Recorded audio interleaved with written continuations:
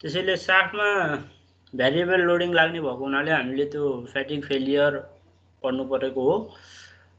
त्यसबाट पनि क्वेसन आउँछ इक्जाममा, जुन सिग्लेमा च्याप्टर 6 मा राखेको छ।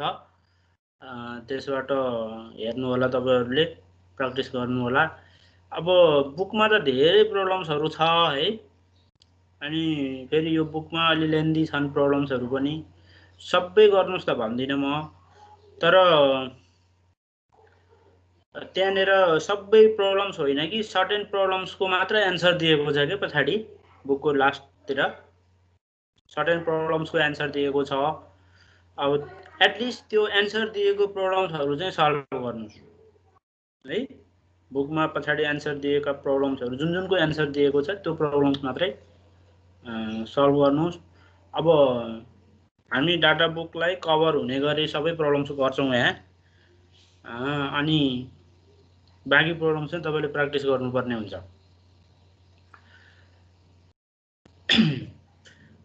किन भन्दा अब सबै प्रब्लम्सहरु एसआई सिस्टममा छैन पनि हैन, त्यसैले एटलिस्ट पछाडिको एन्सर भएको प्रब्लम चाहिँ गर्नुपर्ने हुन्छ इक्जामको लागि। च्याप्टर 6 बाट ट्राई गर्नुस्। अब यो विक चाहिँ च्याप्टर 6 को प्रब्लम्सहरु तपाईहरुको लागि एउटा असाइनमेन्ट भयो, म त्यहाँ असाइनमेन्टमा लेखिदिउँला पनि।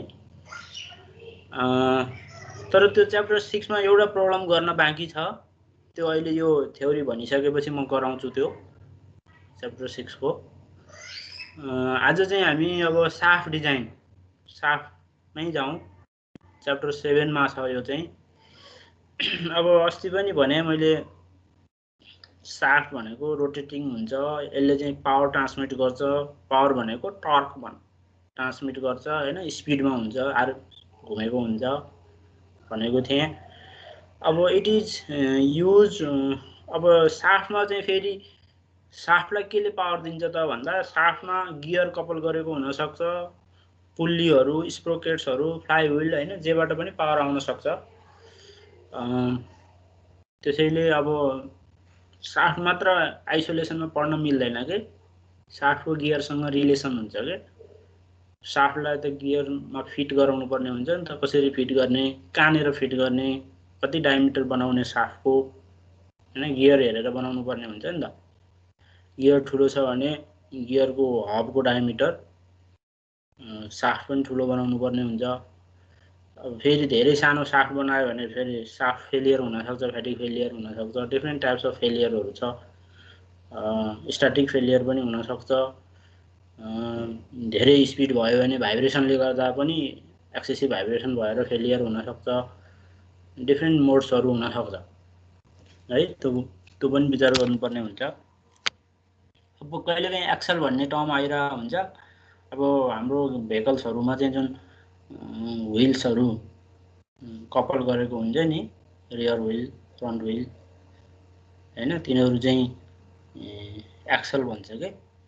किन भन्दा तिनीहरु घुम्न त घुम्छ हैन, एक्सल पनि घुम्छ, व्हील घुम्दाखेरि त्यो पनि घुम्छ। सरी, व्हील घुम्छ तर त्यो घुम्दैन हैन। तर यसले टर्क ट्रान्समिट गर्दैन के, मेन यसको डिफरेन्स चाहिँ त्यो हो। टर्क ट्रान्समिट गर्दैन भनेको मतलब बेन्डिङ मोमेन्ट चाहिँ लाग्ने भयो, टर्क ट्रान्समिट गर्दैन। One of the type of shaft को रूपमा हामीले चाहिँ यसलाई ट्रिट गर्न सक्छौं। अब भेरी सर्ट लेन्थको साफ्टहरु छ भने त्यसलाई स्पाइन्डल भन्छौं फेरि, सर्ट लेन्थको हैन। अब यसमा पनि बेन्डिङ कम होला हैन, सर्ट लेन्थ हुने बित्तिकै बेन्डिङ कम हुन्छ के, भनेको मतलब बेन्डिङबाट डेभलप हुने स्ट्रेस कम होला।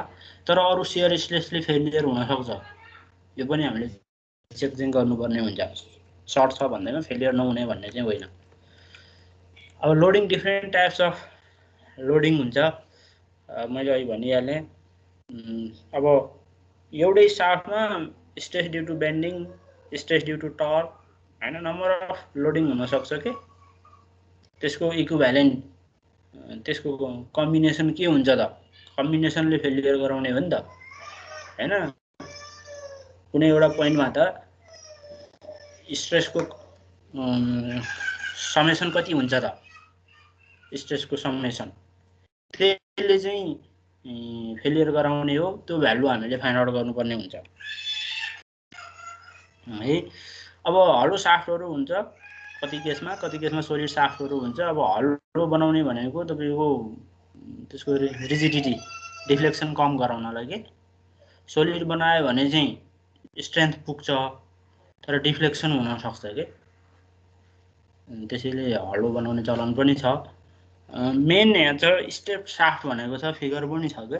स्टेप साफ्ट हेर्नु त, साफ्ट भनेर एउटा डायमिटर हुँदैन के, त्यहाँ डिफ्रेन्ट डायमिटर हुन्छ, different diameter at different length है। तपाईले डिजाइन गर्दा कति लेन्थमा कति डायमिटर डिजाइन गर्ने हो त है, त्यो चाहिँ फाइन्ड आउट गर्नुपर्छ के। अनि त्यो लेन्थमा कति सर्फेस फिनिश हामीले मेन्टेन गर्नुपर्ने हो हैन, त्यसको सर्फेस हार्डनेस कति मेन्टेन गर्नुपर्ने हो, ती कुराहरू आउँछ यसमा साफ्टको डिजाइनमा। अब साफ्टमा तपाईले गियर राख्नु भयो भने साफ्टमा लाग्ने लोड भनेको रेडियल लोड हुन्छ हैन, रेडियल हैन। तपाईले हेलिकल गियर राख्नु भयो, स्पर गियरको सट्टा हेलिकल गियर राख्नु भयो भने थ्रस्ट लोड पनि लाग्छ के साफ्टमा। साफ्टमा थ्रस्ट लोड भनेको चाहिँ तपाईको along the axis of the shaft भनेको मतलब तपाईले त्यहाँ स्टेप साफ्ट बनाउनु भएन भने त त्यो साफ्ट त एउटै डायमिटर बनाउनु भयो भने बियरिङबाट त्यो साफ्ट घुम्दाखेरि फुत्किन नि सक्छ है। It is due to thrust load, axial load है। थ्रस्ट लोड लाग्छ, एक्सियल लोड लाग्छ। अर्को चाहिँ अब तपाईको टर्क लाग्ने भयो, टर्क हैन, घुम्दाखेरि त उसले सर्टेन टर्क ट्रान्समिट गर्नुपर्ने हुन्छ। त्यसैले अब त्यो बियरिङ राख्ने ठाउँमा जेनरली यस्तो स्टेप बनाइन्छ के, स्टेप साफ्ट हैन। तपाईको स्टेप जुन स्टेप भन्दा सोल्जर भन्छौँ हामी, सोल्जर भनेको जहाँनेर डायमिटर चेन्ज भएको छ सोल्जर, त्यो ठ्याक्कै सोल्जरमा लगेर तपाईले बियरिङ फिट गर्नुभयो भने, सोल्जरमा सपोर्ट लिएर बियरिङ फिट गर्नुभयो भने तपाईले एक्सियल लोडिङ भए पनि त्यो सोल्जरले गर्दा त्यो बियरिङ चाहिँ फुत्किन पाउँदैन, बियरिङबाट साफ्ट फुत्किन पाउँदैन है। त्यसैले स्टेप साफ्ट बनाएको हो। हुन त अरु मेथडहरु पनि छ एक्सियल लोड लिनको लागि, पिनहरु बनाउने, स्लिपहरु बनाउने अरु मेथडहरु पनि छ, अहिले आउँछ ती कुराहरु। अब मेन त लेआउट भन्छ। लेआउट भनेको टोटल लेन्थ अफ साफ्ट कति बनाउने त हैन, सकेसम्म छोटो बनाउनु पर्छ के। अब लेन्थ केमा डिटरमाइन गर्छ भन्दा तपाईको यो फिगरमा हेर्नु, गियरले सर्टेन लेन्थ अकुपाई गर्छ, गियर फिट गर्दा बियरिङले अकुपाई गर्छ हैन, सर्टेन लेन्थ अफ साफ्ट। अनि in between gear and bearing हेर्नुस् त त्यहाँनेर त्यहाँ पनि सर्टेन लेन्थ मेन्टेन गर्नुपर्ने हुन्छ कि। त्यो मेन्टेन गरेन भने तपाईको पछि त्यो बियरिङ डिसेम्बल गर्न गाह्रो हुन्छ के, मेसिन चाहिन्छ बियरिङ झिक्नको लागि। अनि त्यो मेसिनलाई त्यहाँ एडजस्ट गराउनलाई सर्टेन लेन्थ हामीले चाहिँ त्यहाँ अलिकति छोडिदिनु पर्ने हुन्छ in between gear and bearing. एकदमै नजिक राख्यो भने साफ्टको लेन्थ कम हुन्छ, तर मिनिमम ग्याप चाहिँ हामीले मेन्टेन गर्नुपर्ने हुन्छ है। अब जेनरली के हुन्छ भन्दाखेरि लोड बियरिङ कम्पोनेन्ट्सहरु हैन, भनेको मतलब अब जस्तै गियर, पुल्ली हैन, स्प्रोकेटहरु, यसबाट आउने हो नि त लोड त साफ्टमा त। यी कम्पोनेन्ट्सहरु सकेसम्म बियरिङको नजिकै राख्दिनु पर्यो के। त्यो भयो भने बियरिङमा बेन्डिङ मोमेन्ट कम पर्छ नि त हैन। सपोर्ट साफ्टलाई सपोर्ट गर्ने त एक्चुअली त बियरिङले हो हैन।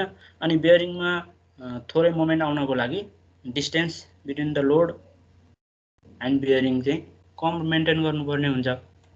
यस्ता कुराहरू जेनरल कुराहरू छन्।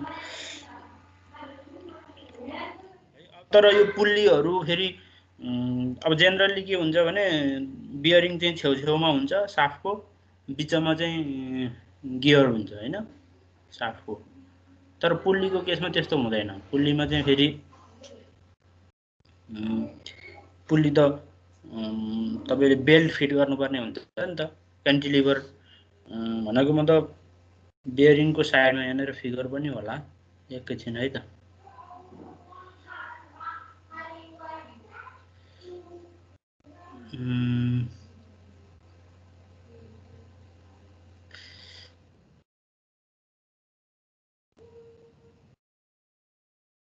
यस्तो के हेर्नुहोस् त, फिगर सी मा पुल्ली छ तर बियरिङ माथि फिगर ए मा चाहिँ छेउमा छ बियरिङ, दुईटा बियरिङ हो त्यो छेउछेउको, बिचमा दुईटा गियर छ हैन। तर सी मा के छ त, बियरिङको बाहिरपट्टि चाहिँ पुल्ली छ नि त, त्यहाँ बेल्ट फिट गर्नको लागि यस्तो गरिदिनु पर्ने हुन्छ के। त्यसैले बियरिङ कहाँनिर अलोकेट, बियरिङको लागि साफ्टमा बियरिङको लोकेसन कहाँनिर अलोकेट गर्ने, गियरको लागि कहाँनिर अलोकेट गर्ने, त्यो चाहिँ हामीले जान्नुपर्ने हुन्छ के। यसबाट पनि हेरौँ न, यो स्लाइडबाट पनि।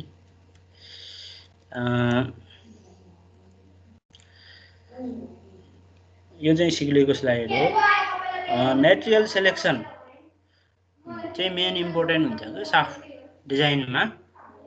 कुन मेटेरियलको साफ्ट हामीले कुन मेटेरियल सेलेक्सन गर्ने त फर साफ्ट हैन।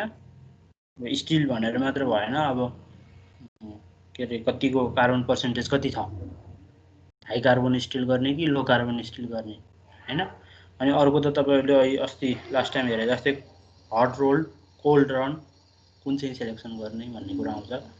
अब ज्योमेट्रिक लेआउट को कुरा आउँछ डिजाइन, साफ्ट डिजाइनमा। अनि अब स्ट्रेस र स्ट्रेन्थ त अब अस्ति लास्ट टाइम भरे जस्तै स्ट्याटिक स्ट्रेन्थ, फ्याटिक स्ट्रेन्थ दुईटै हेर्नुपर्ने हुन्छ। डिफ्लेक्सन पनि हेर्नुपर्ने हुन्छ हैन। टोर्स डिफ्लेक्सन ड्यू टु टोर्सन,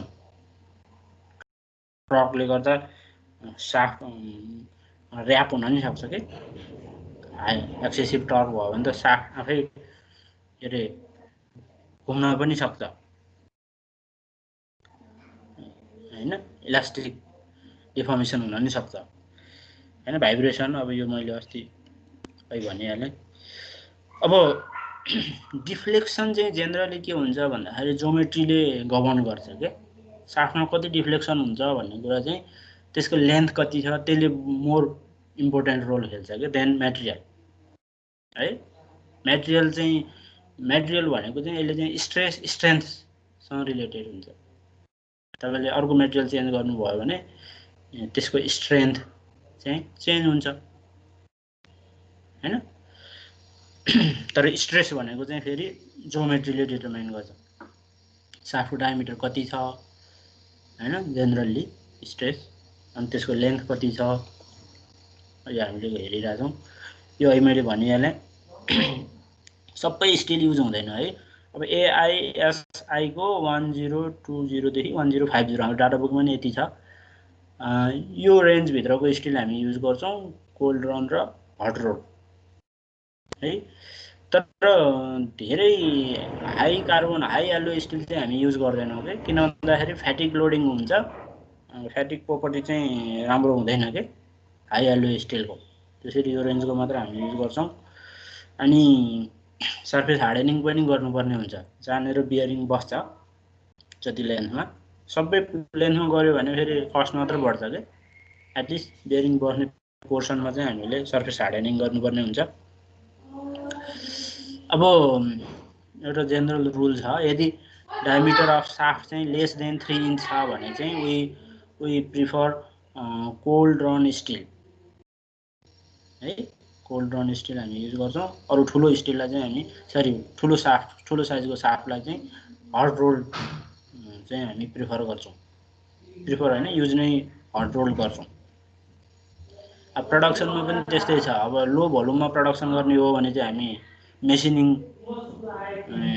चाहिँ लेथ मेसिनिङ चाहिँ मोर इकोनोमिकल हुन्छ भने, अब हाई प्रोडक्सन हो भने चाहिँ कास्टिङ फर्मिङ चाहिँ मोर इकोनोमिकल हुन्छ। यहाँ अलिकति बुके कुराहरू हो यो। अब यहाँ एक्जियल लेआउट छ। अब यो तपाईले हेर्नुभयो भने बीचको जुन ठुलो पोर्सन चाहिँ गियर भयो हैन, अनि स्टेप साफ्ट छ। यो गियरको पनि हबको एउटा डायमिटर छ हैन। अनि यो चाहिँ तपाईको बियरिङ हो। यो बियरिङ, यहाँ बियरिङ्स, यहाँ ट्यापर्ड रोलर बियरिङ राखेको छ, यता पनि राखेको छ हैन। दुईटा बियरिङ राखेको छ। अनि यहाँ पनि यहाँनिर पनि यो साफ्टको एन्डमा पनि एउटा बियरिङ छ के बल बियरिङ। यसले चाहिँ एक्जियल लोड लिन्छ। एक्जियल लोड एकदम धेरै एक्जियल लोड छ भने हामी फेरि थ्रस्ट बियरिङ पनि युज गर्नुपर्ने हुन्छ। अब यसलाई एसेम्बली गर्न डिसेम्बली गर्न सजिलो हुने गरी हामीले यो डिजाइन गरिदिनु पर्ने हुन्छ है। भनेको एसेम्बली डिसेम्बलीको नलेज पनि हामीलाई चाहिन्छ अलिकति। यो लेआउटको कुरो मैले भनिहालेँ। यो साफ्टको ड्रइङ हो, हामीले ड्रइङ पनि पढ्न जान्नुपर्ने हुन्छ कि। फर्स्ट फिगरमा एउटा भर्टिकल साफ्ट छ, अर्को होराइजन्टल साफ्ट छ, तर दुईटा चाहिँ कपल भएको छ कि हैन। बियरिङ्सहरू छ त्यहाँ टन्नै बियरिङ्सहरू छ। हेर्नु त होराइजन्टल साफ्टमा के कपल गरेको छ त। होराइजन्टल साफ्टमा यो एउटा बियरिङ भयो, यो एउटा बियरिङ भयो, यो छ नि यहाँनिर, यो यहाँ एउटा स्पेस, यहाँनिर यो चाहिँ गियरको सेक्सनल भ्यू हो क्या, गियरको सेक्सनल भ्यू। अनि यहाँ की काटेको हो, यो की राखेको की हैन। यस्तो ड्रइङ पनि अलिकति क्वेसनमा अब ड्रइङ आइदिन सक्छ नि त, बुझ्नुपर्ने हुन्छ। अब की स्प्लाइन्स सेट स्क्रुजहरू पनि अलिअलि बुझ्नुपर्ने हुन्छ। यहाँनिर मैले अघिकै फिगरमा गएँ।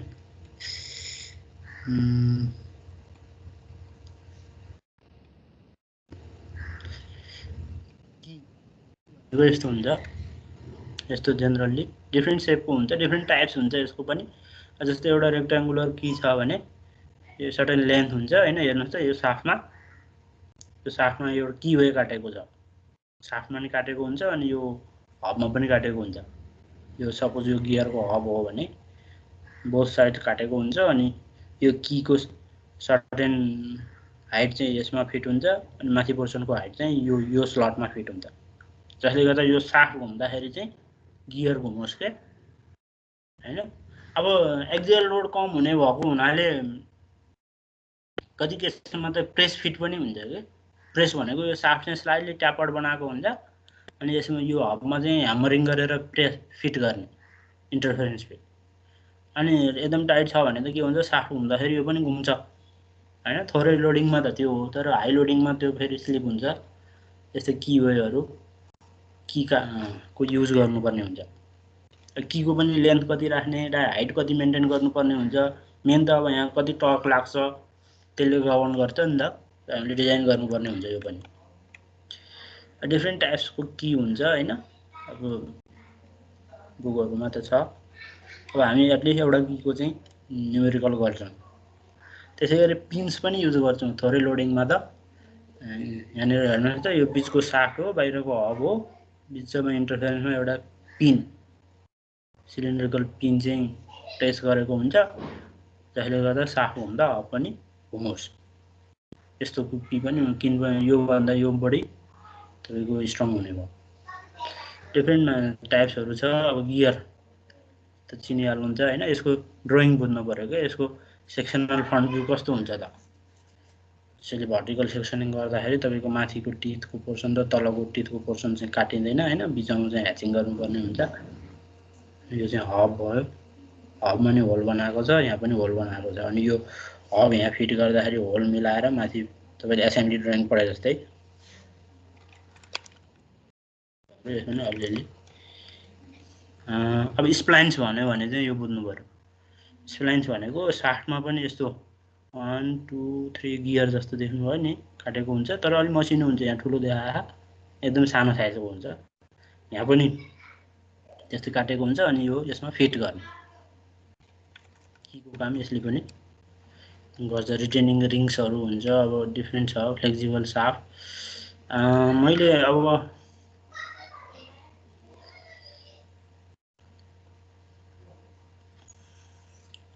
यसमा पढाउन खोजेको चाहिँ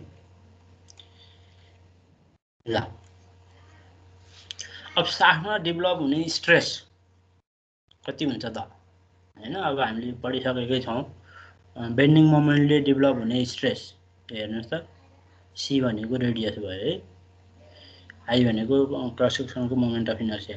यो केएफले मल्टिप्लाई गर्नु पर्यो है। यो चाहिँ यो भनेको तपाईँको स्ट्रेस कन्सन्ट्रेसन फ्याक्टर, यसले मल्टिप्लाई गरेपछि बल्ल सिग्मा ए आउँछ। सिग्मा ए भनेको अल्टरनेटिङ कम्पोनेन्ट मात्र है, स्ट्रेसको अल्टरनेटिङ कम्पोनेन्ट। सिग्मा एम भनेको यहाँ एमएम छ नि त, बेन्डिङ मोमेन्टलाई पनि तपाईँको अल्टरनेटिङ र मिड रेन्ज कम्पोनेन्ट दुईटा हामीले रिजल्भ गर्न सक्छौँ। अनि यो मिड रेन्ज कम्पोनेन्ट मात्र राख्ने यहाँ टु फाइन्ड सिग्मा एम। त्यसै गरी स्ट्रेस ड्यु टु टर्क, कस्तो अल्टरनेटिङ कम्पोनेन्ट भनेको चाहिँ हामीले अस्ति लास्ट टाइम पढेको थियौँ नि, साइनसुडियल हुन्छ, अनि साइनसुडियलको मिड रेन्ज भ्यालु हुन्छ, डटेड लाइन थियो, अनि एम्प्लिच्युड हुन्छ भनेको थियो नि लास्ट टाइम। हजुर हजुर, त्यही नै हो, फ्याटिक लोडिङ हो नि त। साइनसुडियल कर्वको त एउटा मिड रेन्ज भ्यालु हुन्छ, अर्को एम्प्लिच्युड हुन्छ भनेका थियौँ होइन? हजुर सर। हो, त्यही नै हो। यो त्यहीबाट हामीले फाइन्ड आउट गर्ने हो यो। त्यसै गरी अब टर्क, अब हुन त अब टर्क जेनरली कन्स्ट्यान्ट एमाउन्टमा लाग्छ होइन। कन्स्ट्यान्ट एमाउन्टमा टर्क लागेको छ भने हामीले त्यसको mid range value equals to TM equals to त्यो कन्स्ट्यान्ट भ्यालु राख्ने, अनि टिए चाहिँ 0 गर्ने। यो एउटा जेनरल इक्वेसन हो। सबै केसमा टर्कको भेरिएसन हुन्छ भन्ने छैन नि। कन्स्ट्यान्ट टर्क छ भने हामीले टिए 0 राख्छौँ, अल्टरनेटिङ कम्पोनेन्ट चाहिँ 0 राख्छौँ भने मिड रेन्जको भ्यालु चाहिँ त्यो दिएको भ्यालु राख्छौँ। अब यसैलाई अब यदि सिलिन्ड्रिकल साफ्ट राउन्ड साफ्ट छ भने फेरि यसलाई कस्टमाइज गर्न सक्छौँ है यो इक्वेसनलाई। अब यो त जेनरल सिम्पल इक्वेसन भयो, डाटा बुकमा दिएको छैन होला होइन। डाटा बुकमा यसरी दिन्छ क्या, अब यो स्ट्रेस त दुईटा भयो नि त, सियर स्ट्रेस पनि डेभलप भएको छ साफ्टमा, के अरे बेन्डिङ स्ट्रेस पनि डेभलप भएको छ भनेपछि यसको इक्विभ्यालेन्ट कति हुन्छ त होइन। फेलियर थ्योरिज, स्ट्याटिक फेलियर थ्योरिजहरू छन्, डिफ्रेन्ट थ्योरिजहरू। अब यो मध्ये यो भन मिसेस थ्योरी चाहिँ युज गर्छ क्या यो बुकले, एकदम मोडर्न थ्योरी हो यो चाहिँ। त्यो तपाईँले maximum shear stress theory, maximum normal stress theory, different थ्योरीहरू छन्। च्याप्टर 5 मा छ, तपाईँले हेर्न सक्नुहुन्छ है। च्याप्टर 6 को च्याप्टर 5 मा छ। अब हाम्रो सिलेबसमा छैन, त्यो भएर मैले नपढाएको हो। त्यहाँबाट डिफ्रेन्ट थ्योरी मध्ये यो थ्योरीमा चाहिँ तपाईँले इक्विभ्यालेन्ट स्ट्रेस रिजल्टेन्ट कति हुन्छ त भन्न खोजेको कि सियर स्ट्रेस र बेन्डिङ स्ट्रेसको रिजल्टेन्ट कम्बिनेसन कम्बाइन्ड इफेक्ट के हुन्छ त, त्यसको लागि हामीले यो sigma A dash find out गर्छौँ यो फर्मुलाबाट। यो डाटा बुकमा दिएको छ। अब सिग्मा ए भनेको यो अगाडिको स्लाइडबाट यति राख्छौँ, टाउ ए को यति राख्छौँ। त्यसै गरी मिड रेन्जको लागि पनि हामीले यसरी नै गर्न सक्छौँ है। डिफ्रेन्टली गर्नु पर्यो कि मिड रेन्ज। अनि बल्ल यो इक्वेसन युज गर्छौँ, यो जुन यो इक्वेसन, किन भन्दा यो इक्वेसनमा त यो सिग्मा ए भनेको अल्टरनेटिङ हो, सिग्मा एम भनेको मिड रेन्ज हो होइन, अपन इन्डुरेन्स लिमिट यो चाहिँ अल्टिमेट स्ट्रेन्थ, यो डिजाइन फ्याक्टर अफ सेफ्टी। अनि बल्ल यो इक्वेसन एप्लाई गर्छौँ है। एप्लाई गर्दाखेरि उसले यहाँ सब्स्टिट्युट गरिदिइसकेको छ है। Once you know the value of MA TA होइन, तपाईँले चाहिँ you can calculate factor of safety if you know the diameter of shaft.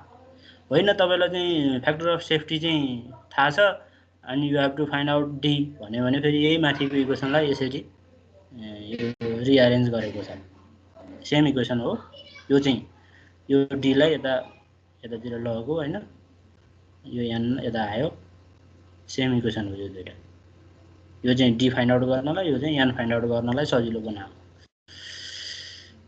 यो डाटा बुकमा छ यो इक्वेसन, तपाईँले युज गर्नु पर्यो। अब यो जुन माथिको इक्वेसन थियो यो त गुडम्यानको मात्र, गुडम्यान एप्रोचको मात्र थियो नि त होइन। अब डिफ्रेन्ट एप्रोचहरू छ होइन, गर्बर एप्रोच छ, सोल्जरबर्ग एप्रोच छ।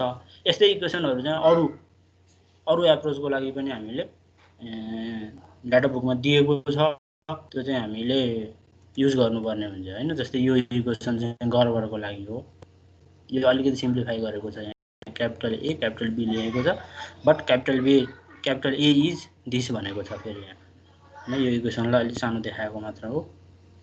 ए र बीको ठाउँमा यो दुईटा भ्यालु राख्ने। यस्तै इक्वेसनहरू गर्बरको लागि छ, एएसएमई इलिप्टिकको लागि छ होइन। सबैको लागि छ हामी डाटा बुकमा हामीले युज गर्ने हो to find design factor or diameter of shaft. अब यसमा एक्जियल लोडिङ लाग्दैन भन्ने एजम्पसन छ है। एक्जियल लोडिङ चाहिँ जेनरली साफ्टमा चाहिँ अलिक कम हुन्छ के compare to torque and bending moment, त्यसैले यहाँ नेग्लेक्ट गरेको छ। अब कुनै क्वेसनमा एक्जियल लोडिङ दिएको छ भने चाहिँ फेरि अरू इक्वेसन युज गर्नुपर्ने हुन्छ, अहिले पछि आउँछ त्यो पनि। अब जेनरली के हुन्छ भन्दाखेरि बेन्डिङ स्ट्रेस चाहिँ कम्प्लिटली रिभर्स हुन्छ के साफ्टमा। कम्प्लिटली रिभर्स भनेको त्यसको मिड रेन्ज भ्यालु 0 हुन्छ भन्न खोजेको के। अप्पर मोस्ट फाइबरमा कम्प्रेसिभ हुन्छ, लोवर मोस्टमा टेन्साइल हुन्छ सपोज, तर हाफ रिभोल्युसनमा के हुन्छ उल्टो हुन्छ, किनभने अप्पर मोस्ट फाइबर त लोवरमा पुगेको हुन्छ। तर क्वार्टर रिभोल्युसनमा के हुन्छ त्यो साइनसुडियलमा हेर्नुहोस् न, पिकमा पुग्छ अनि फेरि घटेर 0 हुन्छ अनि नेगेटिभ म्याक्सिमम हुने हो नि त, बिचबिचमा 0 हुन्छ भनेको मिड रेन्ज भ्यालु चाहिँ 0 हुन्छ। त्यसलाई हामी कम्प्लिटली रिभर्स साइकल भन्छौँ। र कम्प्लिटली रिभर्स साइकलमा मिड रेन्ज हेर्नुहोस् त यहाँ एमएम यो चाहिँ 0 हुन्छ क्या कम्प्लिटली रिभर्स। यो त मिड रेन्ज हो नि त एम भनेको, बेन्डिङ मोमेन्ट हो तर मिड रेन्जको लागि 0। त्यसै गरी अब टर्क चाहिँ स्टेडी नेचरको हुन्छ हैन, equal amount of torque transmit गर्ने हुन्छ जेनरली साफ्टको इक्जाम्पलहरू। त्यसैले त्यो बेलामा अब स्टेडी भनेको मतलब के हो, त्यसको मिड रेन्ज मात्र भयो फ्लक्चुएटिङ भएन भन्न खोजेको त हो नि। फ्लक्चुएटिङ भएन भनेको अल्टरनेटिङ कम्पोनेन्ट 0 भयो, टर्कको अल्टरनेटिङ चाहिँ 0, यो दुईटा हामीले 0 गर्छौँ भनेपछि हाम्रो अहिलेको इक्वेसन सिम्प्लिफाई हुन्छ है। डिफ्रेन्ट एप्रोच मात्रै सोल्जरबर्ग एप्रोचले चाहिँ फेरि त्यो त स्ट्रेट लाइन थियो, के अरे इन्डोरेन्स लिमिट टु इलिस्ट्रेन्ससम्मको स्ट्रेट लाइन थियो नि त सोल्जरबर्ग त। त्यसैले यो चाहिँ स्ट्याटिक लोडिङलाई इल्डिङ हुन्छ कि हुँदैन त्यो चेक गर्न चाहिँ हामी युज गर्न सक्छौँ सोल्जरबर्ग एप्रोच है। हुन त सेमी एएसएमई इलेक्ट्रिकले पनि इल्डिङ हेर्छ तर टोटल्ली हेर्न सक्दैन है। फ्याटीको लागि चाहिँ के अरे सपोज गर्बर र मोडिफाइड गुडम्यान एप्रोच चाहिँ यसले चाहिँ इल्डिङ पनि हेर्छ है। अहिले इक्जाम्पलमा थाहा हुन्छ, हेर्नुहोस् त यहाँनिर इल्डिङ हुन्छ कि हुँदैन भनेर चेक गर्नको लागि उसले के गरेको छ त भन्दाखेरि मिड रेन्जमा अल्टरनेटिङ जोड्यो। मिड रेन्जमा अल्टरनेटिङ जोड्नु भनेको के म्याक्सिमम भ्यालु त हो नि, यहाँ पनि म्याक्सिमम लियो यहाँ पनि म्याक्सिमम लियो, यसबाट इक्विभ्यालेन्ट निकाल्यो हैन। अनि यो इक्विभ्यालेन्ट भ्यालु चाहिँ इल स्ट्रेस भन्दा कति टाइम्सले कम छ, त्यहाँबाट स्ट्याटिक फ्याक्टर अफ सेफ्टी आयो के, स्ट्याटिक लोडिङमा फ्याक्टर अफ सेफ्टी।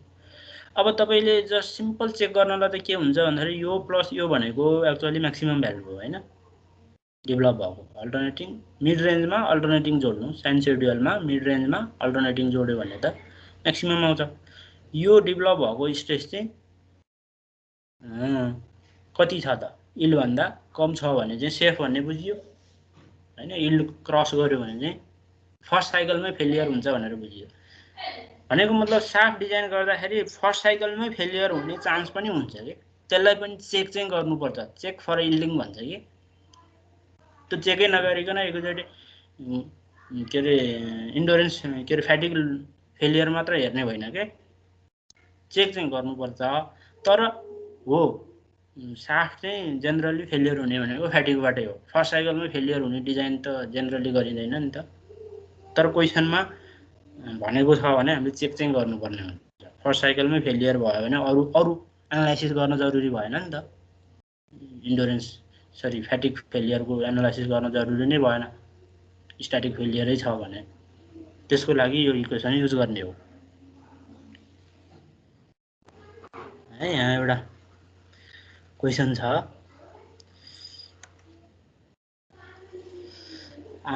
अब यो क्वेसनमा स्टेप साफ्ट भनेको छ, स्टेप साफ्ट भनेको डायमिटर चेन्ज भएको छ 28 बाट 42 चेन्ज भएको एक ठाउँमा मात्र हैन। तर त्यो डायमिटर चेन्ज भएको ठाउँमा फिलेटिङ छ, फिलेट रेडियस चाहिँ 2.8 mm छ अनि फिगर रहन्छ।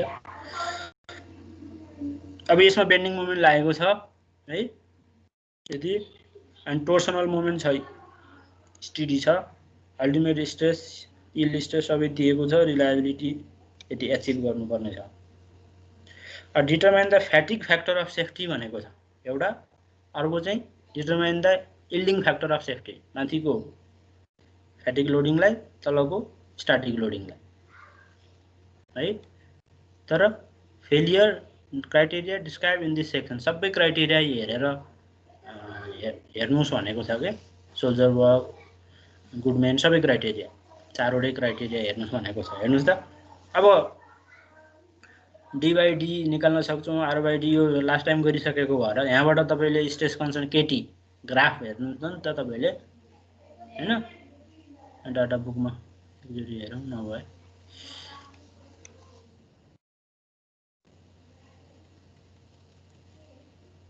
यो ग्राफ के हैन, दुईटा डायमिटर छ भने यो ग्राफबाट केटी फाइन्ड आउट हुन्छ यो भ्यालु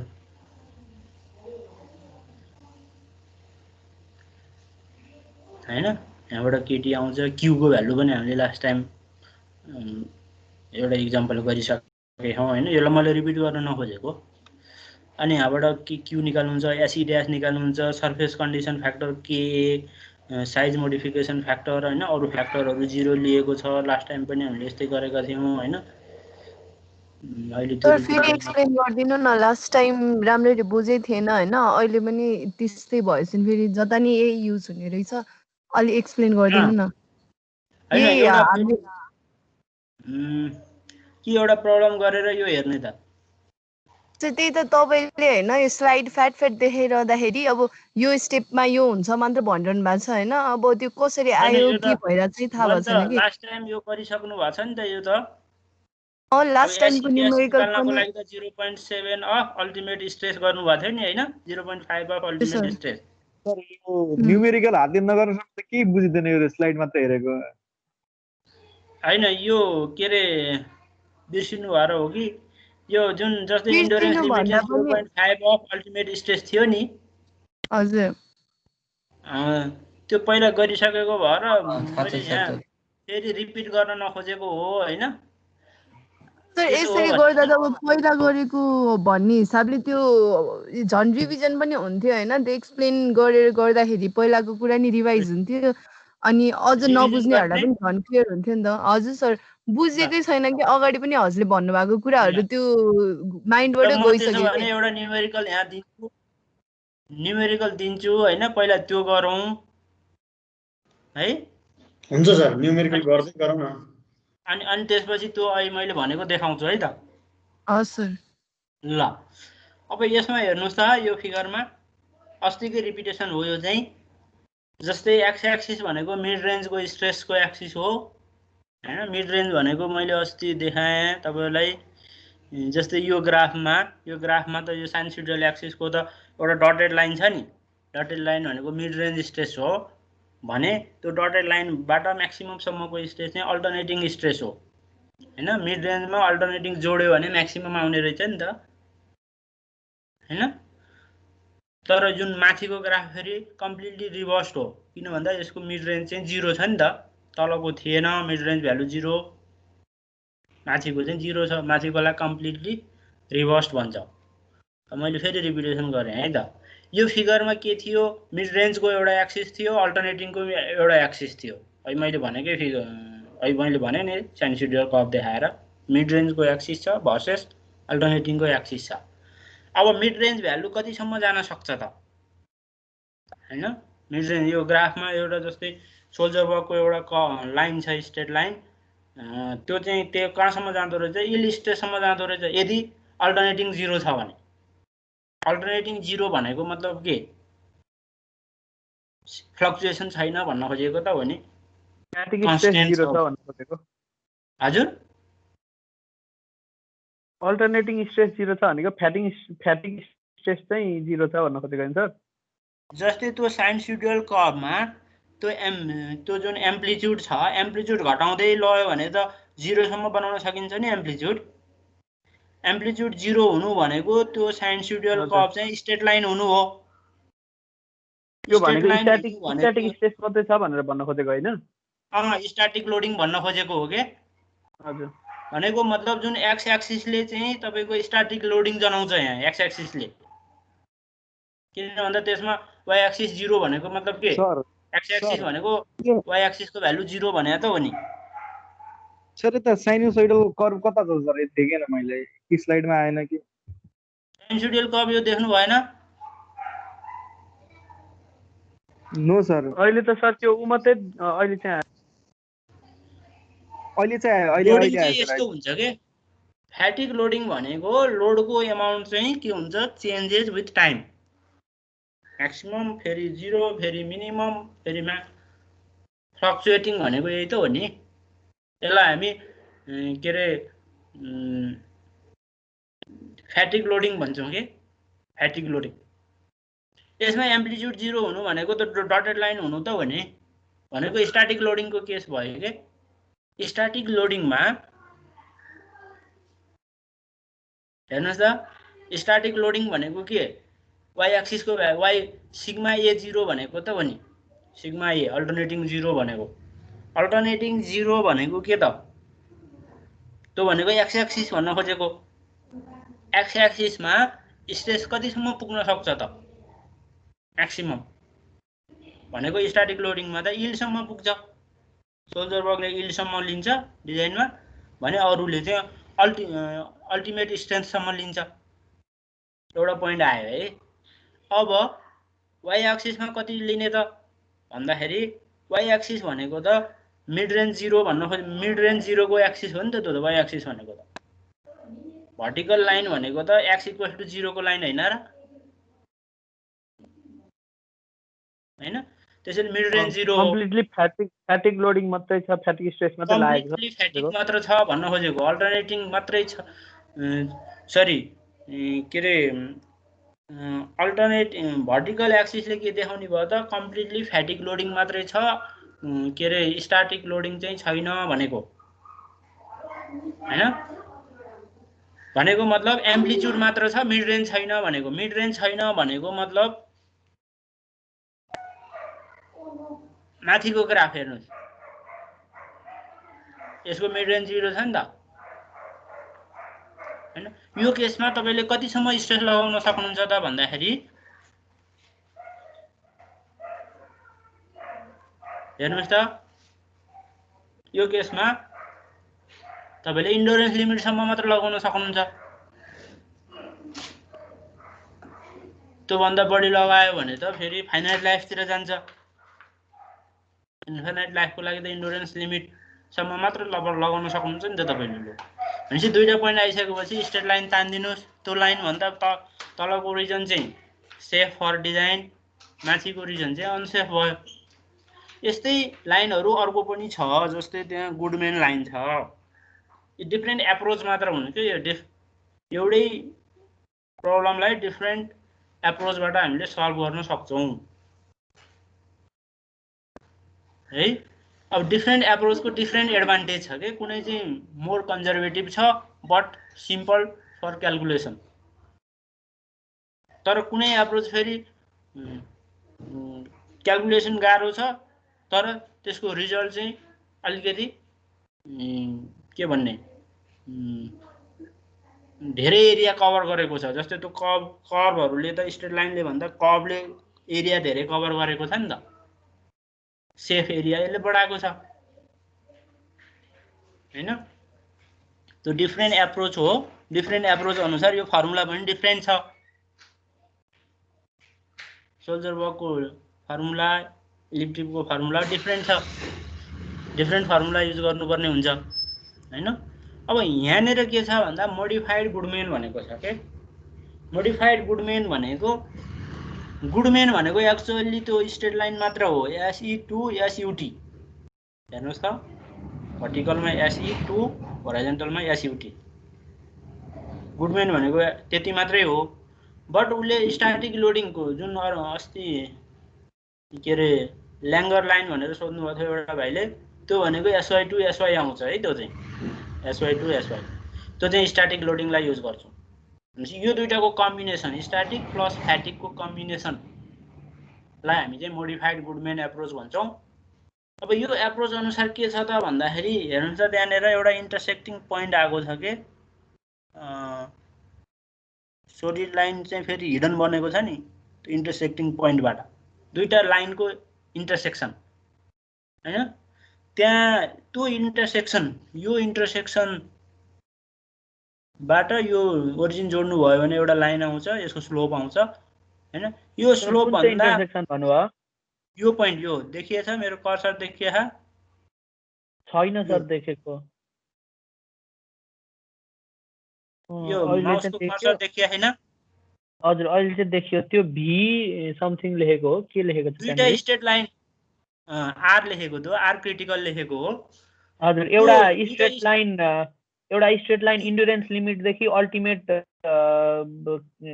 स्ट्रेससम्म जोडेको लाइन र एसवाई देखि एसवाई सम्म जोडेको लाइन हो हजुर दुईटा लाइन छ हैन के रे डिजाइनको लागि हामीलाई दुईटा लाइन छ त्यहाँनेर हजुर त्यो दुईटा लाइनको इन्टरसेक्सन पोइन्ट हामीले फाइन्ड आउट गर्छौं अनि त्यो इन्टरसेक्सन पोइन्ट भन्दा बढी स्लोपको जस्तै 1 र 2 भनेको छ त्यहाँनेर हेर्नुस् त 1 एउटा आर को स्लोप 1 ले रिप्रेजेन्ट गरेको छ अर्को आर लाई 2 ले रिप्रेजेन्ट गरेको छ हैन भनेको मतलब आर चाहिँ कसरी आको म भन्छु त्यो चाहिँ लोड लाइन भन्छ लोड लाइन भनेको तपाईको यहाँनेर हेर्नुस् त SA बाइ SM अल्टरनेटिङ कम्पोनेन्टलाई मिड रेन्ज कम्पोनेन्टको रेशियो लियो भने लोड लाइन आउँछ लोड लाइनको स्लोप आउँछ हैन अनि यो स्लोप चाहिँ यो आर क्रिटिकल भन्दा बढी भयो कि कम भयो हामी त्यो जज गर्छौं कि आर क्रिटिकल भन्दा हाम्रो क्वेशनको आर को रेशियो यो स्लोप चाहिँ बढी आयो भने चाहिँ त्यो जुन माथिको गुडम्यान लाइन युज गर्नु पर्यो डिजाइन गर्नलाई होइन त्यो आर क्रिटिकल भन्दा हाम्रो क्वेशनको स्लोप चाहिँ कम आयो भने चाहिँ स्ट्याटिक फेलियर हुन्छ भनेर बुझ्नु पर्यो फ्याटिक हुन्छ कि स्ट्याटिक फेलियर हुन्छ भनेर फाइन्ड आउट गर्नलाई हामीले यो ग्राफ युज गर्न सक्छौं और हाम्रो डाटा बुकमा ग्राफ दिएको छैन है के दिएको छ त भन्दा यस्तो इक्वेसनहरु दिएको छ यस्तो इक्वेसनहरु हेर्नुस् त यो दुईटा इक्वेसन यो गुडम्यानको एउटा इक्वेसन छ यो हेर्नुस् त यो इक्वेसन गुडम्यानको इक्वेसन अनि यो चाहिँ तपाईको सिम्पल स्ट्याटिक लोडिङको इक्वेसन भयो हैन यो दुईटालाई सल्भ गर्ने बित्तिकै यो पोइन्ट आउँछ नि त सल्भ गर्ने त हो नि यो पोइन्ट आउने बित्तिकै यसको आर क्रिटिकल आइहाल्छ तपाईको स्लोप आइहाल्छ अनि यो स्लोपबाट हामीले डिटरमाइन गर्छौं आर क्रिटिकल भन्दा हाम्रो क्वेशनको लोडिङमा स्लोप बढी छ कि कम छ R greater than R critical हुन सक्छ R less than R critical हुन सक्छ यसबाट हामीले त्यो हाम्रो 1 भनेको चाहिँ क्वेशनको लोडिङ अनुसारको उ गरे हो 1 र 2 एउटा 1 छ अर्को 2 छ आर क्रिटिकल भन्दा कम हुन्छ कि बढी हुन्छ हेर्न खोजेको यसको अहिले न्युमेरिकलै गर्छौं के यहाँ त मैले ब्याकग्राउन्ड बनाएको मात्रै हो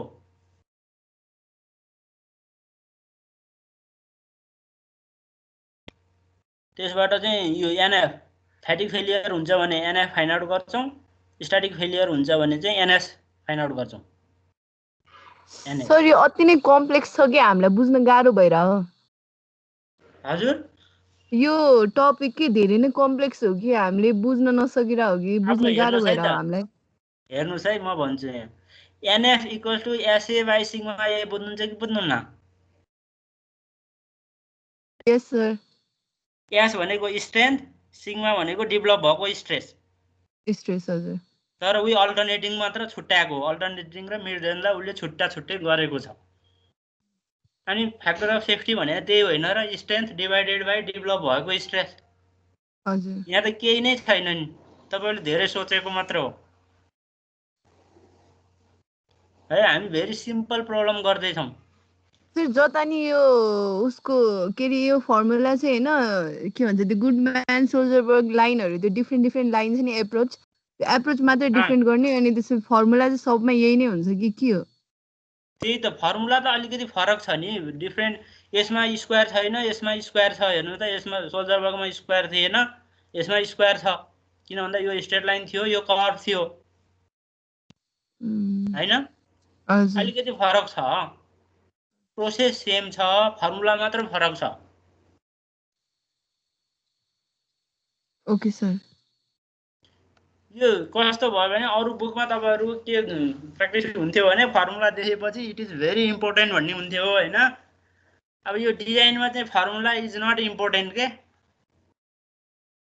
जसरी पनि सल्भ गर्नुपर्ने हुन्छ हामीलाई डाटा बुकमा फर्मुला दिएको हुन्छ त्यसलाई हामीले युज गर्न जान्ने मात्रै हो सर मेरो एउटा क्वेशन ल हजुर हाम्रो त्यो के भन्छ जस्तो अब आर क्रिटिकल भन्दा हाम्रो लोडको आर चाहिँ बढ्ता भयो भनेदेखि चाहिँ हाम्रो एसई बाट एस अल्टिमेटतिर गएको वाला लाइन छ त्यो माथिल्लोपट्टिको हो त्यसमा डिजाइन गर्नुपर्छ भन्नुभयो अनि तलतिर लेस भयो भनेदेखि चाहिँ फेलियर हुन्छ भन्ने कुरा गर्नुभयो नि त्यो चाहिँ कसरी सर ए अब यस्तो सुन्नुस् है त यहाँ दुईटा लाइन छन् अहिले त्यो बुझ्नुस् है हजुर दुईटा लाइन मध्ये एउटा लाइनले धेरै एरिया कभर कुन लाइनले बढी एरिया कभर गरेको छ एसवाई वालाले अहिले त्यो नभनौ डिफरेन्ट दुईटा लाइनले डिफरेन्ट एरिया कभर गरेको छ हजुर हजुर यो बुझ्नुहुन्छ हैन हजुर अनि कुन एरियालाई हामी चाहिँ डिजाइनमा युज गर्ने त सेफ कुनलाई मान्ने त भन्ने क्वेशन हो के दुईटा एरिया रहेछ नि त यहाँ छ एउटा लाइनले एउटा एरिया डिफाइन गरेको छ सेफ भनेर अर्को लाइनले अर्कै एरिया डिजाइन गरेको छ सेफ भनेर भनेपछि कुन चाहिँ हामीले हाम्रो प्रब्लममा युज गर्ने भन्दाखेरि चाहिँ दुईटै युज गर्ने दुईटा मध्ये थोरै एरिया जुनले कभर गरेको छ त्यही युज गर्ने धेरै हैन तपाईले फ्याटिकबाट फेलियर हुन्छ भन्ने तर स्ट्याटिकले थोरै एरिया युज कभर गरेको छ नि त यहाँ त्यो आर्किटिकल भन्दा तलको एरिया हेर्नु भयो भने त फ्याटिक भन्दा पहिला स्ट्याटिक फेलियर हुन्छ भनेको छ उले त फ्याटिकले धेरै एरिया कभर गरेको छ स्ट्याटिकले थोरै एरिया कभर गरेको छ उले त स्पष्ट भनेको छ कि तपाई चाहिँ फ्याटिक होइन कि स्ट्याटिकमा फेलियर हुन्छ तपाईको कम्पोनेन्ट भनेको छ आर्किटिकल भन्दा तल जानु भयो भने माथि जानु भयो भने त फेरि के भन्छ उले त भन्दा होइन थोरै एरिया त फ्याटिक फेलियरले कभर गरेको छ त्यसैले तपाईको स्ट्याटिक भन्दा पहिला फ्याटिक फेलियर हुन्छ भनेको छ आर्किटिकल भन्दा माथि जानु भयो भने त्यसैले हामी जसरी पनि डिजाइनलाई सेफ बनाउनु पर्ने छ माथि तल भन्ने हामीलाई प्रब्लमको कुरो हो हामीलाई मतलबको कुरो होइन त्यसैले माथि एरिया जाँदाखेरि चाहिँ एउटा कर्भ युज गर्ने तल जाँदाखेरि अर्को कर्भ युज गरेर डिजाइन गर्ने भन्न खोजेको हो के यो ए भनिसके पछाडी डिजाइनलाई चाहिँ यदि के भन्छ सेफ बनाउने भनेदेखि चाहिँ हाम्रो उ चाहिँ जस्तो एरिया चाहिँ ओरिजिन मैले माने भनेदेखि ओरिजिन एसवाई अनि त्यसपछि आर्किटिकल र त्यो आर्किटिकलको जुन काटिएको पोइन्ट जुन सोलिड लाइन छ नि त्यहाँ हजुर सोलिड लाइन भित्र पर्न पर्यो हैन बनाइदिएको छ हिडन लाइन र सोलिड लाइन भनेर डिफरेन्शिएट गरिदिएको छ हजुर हजुर अहिले तपाईले के बुझ्नुस् भने सोलिड लाइन भित्र भने हिडन लाइनले कभर गरेको एरियालाई हामी अनसेफ मान्नुपर्ने हुन्छ ए अनि त्यसपछि त्यो भन्दा बाहेक चाहिँ लोडिङ प्रोफाइल अनुसार चाहिँ त्यसमा म्याक्सिमम प्रोबेबिलिटी स्ट्याटिक लोडिङले गर्दा फेलियर हुने छ कि यता अल्टरनेटिभ लोडिङले गर्दा फेलियर हुने वाला छ भन्ने कुरा चाहिँ त्यो कतापट्टि छ त्यसले डिफाइन गर्छ हो बुझ्यो कि यहाँ टु टाइप्स अफ लोडिङ छ स्ट्याटिक र फ्याटिक कुन चाहिँले फेलियर हुन्छ हामीलाई फाइन्ड आउट गर्नुपर्ने छ पहिला फेलियर त दुईटैले हुन्छ तर पहिला कुनले फेलियर हुन्छ त स्ट्याटिकबाट हुन्छ कि फ्याटिकबाट हुन्छ भनेर थाहा पाउनको लागि यो ग्राफ युज गर्ने हो तर डाटा बुकमा ग्राफ पनि दिएको छैन मैले जस्ट तपाईलाई बुझाउनलाई मात्र यो देखाएको हो डाटा बुकमा त तपाईलाई के पनि दिएको छैन डाटा बुकमा भन्ने हो भने यो इक्वेसन पनि दिएको छैन डाटा बुकमा त तपाईलाई केही पनि दिएको छैन हामीले के गर्नुपर्छ भने यो दुईटा स्ट्रेट लाइन को इक्वेसन थाहा भइसकेपछि यो इक्वेसन र यो इक्वेसनलाई सल्भ गर्नुस् यो पोइन्ट आउँछ अनि यो पोइन्टबाट हाम्रो क्वेसनमा आएको आर को भ्यालु चाहिँ यो आर्किटिकल भन्दा बढी आउँछ कि कम आउँछ चेक गर्नुस् बढी आउँछ भने चाहिँ यो फ्याटिकबाट फेलियर हुन्छ भनेर त्यहाँबाट अगाडि बढ्नुस् कम आउँछ भने स्ट्याटिक फेलियर हुन्छ भनेर अगाडि गर्नुस् प्रब्लमलाई सल्भ गर्नुस् भन्नेको मात्रै हो मैले है तपाईले सर यो अल्टरनेटिङ जुन हाम्रो स्ट्रेस छ यो सिग्मा छ यो वाइ तिर हो है सर वाइ कोअर्डिनेट तिर अल्टरनेटिङ भनेको वाइ तिर त हो नि स्ट्रेस छ नि जुन यो तपाईँहरूसँग डाटा बुकमा हेर्नुहोस् न, डाटा बुक पल्टाउनुहोस् त, यो ग्राफहरू छ नि त्यहाँ।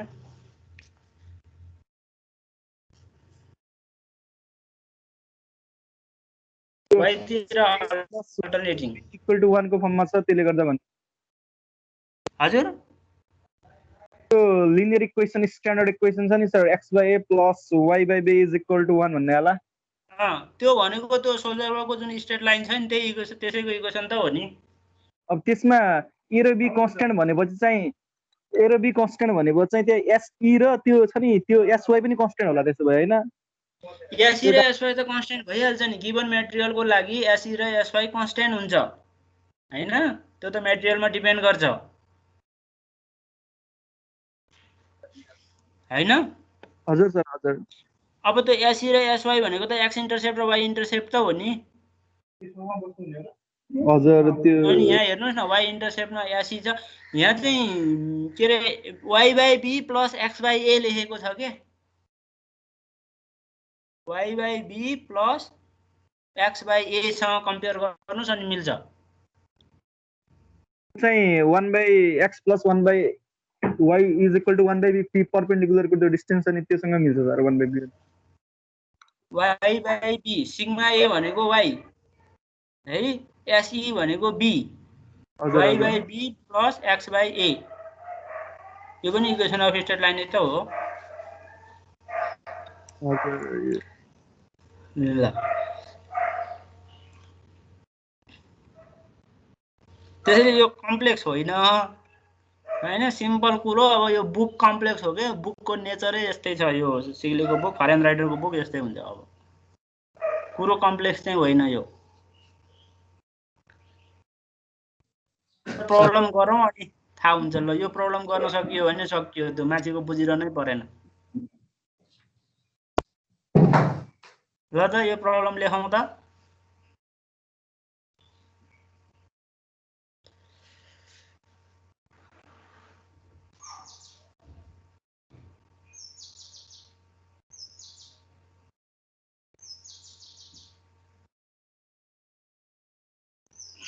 अस्तिको भने जस्तै रिपिटेसन पनि हुन्छ यसमा।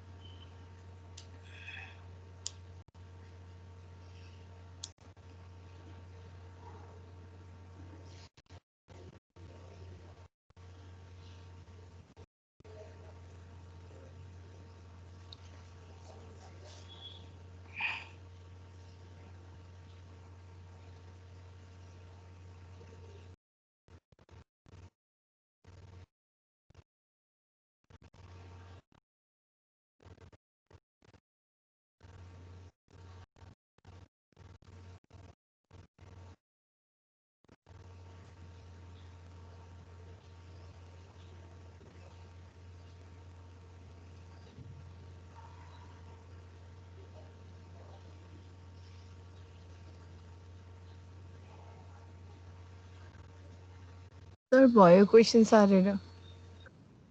ल अब यसमा लोडिङ चाहिँ तपाईँको टेन्साइल लोडिङ भनेको छ है, एक्जियल लोडिङ भनेर बुझ्नु पर्यो। यहाँ कुनै बेन्डिङ स्ट्रेस लागेको छैन, कुनै टर्क लागेको छैन, तर लोडको भ्यालु चाहिँ भेराइ गरेको छ के है, भेराइ फ्रम 0 टु मिनिमममा 0 म्याक्सिमममा 100 किलोन्युटन छ। साइनसोइडली भेरिएसन हो यो चाहिँ है, किन भन्दाखेरि अब यो बार साफ्टको रूपमा साफ्ट जस्तै हो क्या यो बार भनेको छ। अनि सर यो सर 820 भन्नाले 1 देखि 11 को कुन पेजमा पर्यो सर यो डिजाइन अफ साफ्टको? हजुर यो 820 भने खाने यो टेबल नम्बर 820 ए अनि 20 छ नि, ए माइनस 20 यस्तो छ नि, कुन हाम्रो प्रिन्ट गरेको केसमा पर्छ सर यो 1 देखि 11 को? यो तपाईहरुको डाटा बुकसँग त मिल्दैन होला। अब यो यसले आफ्नो डाटा बुकको टेबलको नाम राखेको हो यो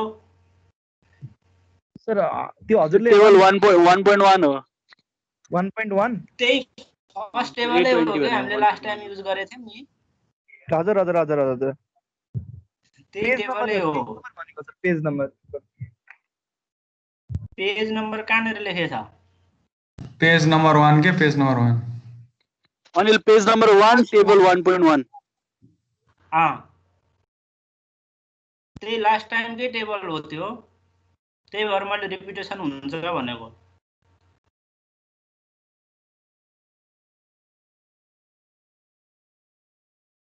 हेर्नुहोस् त त्यहाँबाट सुरु गर्नुहोस् त, इन्ड्योरेन्स लिमिटसम्म पुगौँ।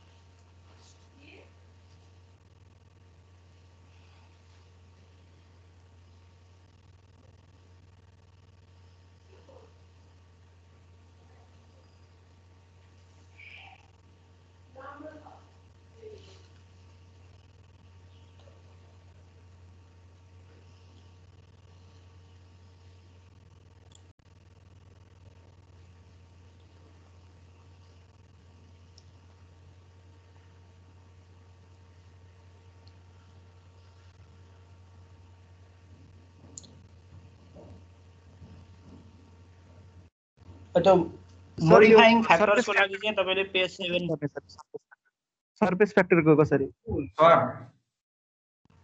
हजुर भन्नुस्। यो न्युमेरिकल बनाउन चाहिँ अब क्वेशन सारिसकेपछि हजुरले अलिअलि एक्सप्लेन गर्दै कतै लेख्दै गराउँदाखेरि अहिले सबैले बुझ्थे कि सर, अलि सजिलो हुन्छ कि? त्यही भन्न लाग्यो अहिले मैले। त्यो एसिड्यास सम्म भयो है? हजुर एसिड्याससम्म भयो सर। त्यसपछि कतै अन्डरलाइन गर्नु। त्यो मोडिफाइङ फ्याक्टर्सको लागि चाहिँ पेज नम्बर 7 मा हेर्नुस् डाटा बुकको।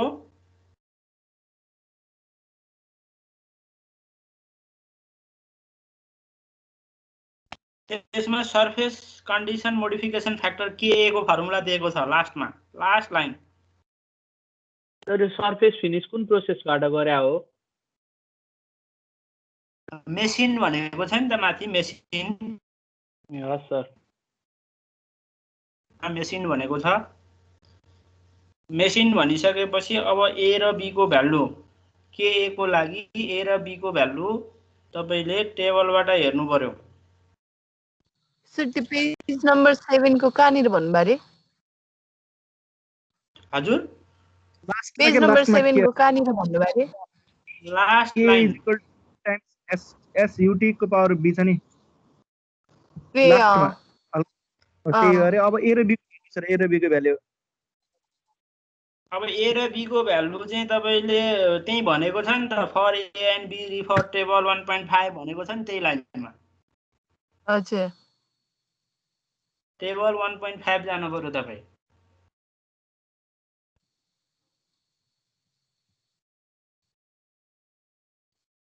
डन सर लास्ट टाइम पनि युज गरेको हो यो टेबल सरी 1.3 भन्नुपर्ने उसले 1.5 भन्यो क्या 1.3 मा जानु 1.5 अब यसमा मेसिनको लागि सेकेन्ड रो हेर्नु पर्यो ए को भ्यालु m 4.51 छ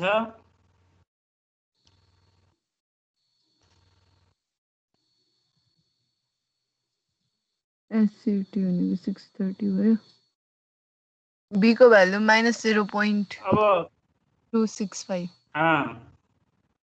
त्यसैले क्लासमा चाहिँ के हुन्छ भन्दाखेरि एउटै बेन्चमा 4 जना 5 जना साथीहरु हुन्छ हैन आफू अड्कियो भने नि ठ्याक्क साथीलाई सोध्न मिल्छ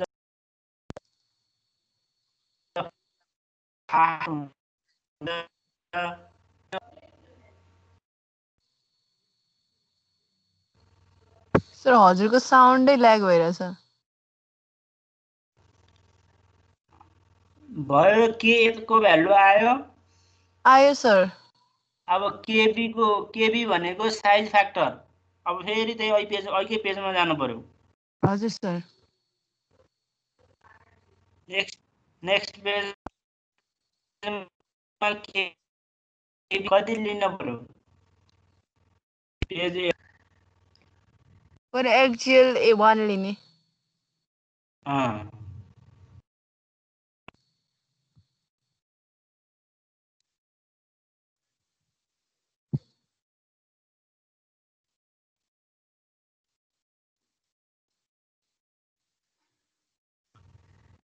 अनि केसी यो जुन केबी को लागि 1 भनेर यहाँनिर यतिकै फर एक्चुअल यहाँ दिएको थियो हस् सर हजुर सर एससी सम्म निस्क्यो sir SC axial for axial भनेर भयो सर भयो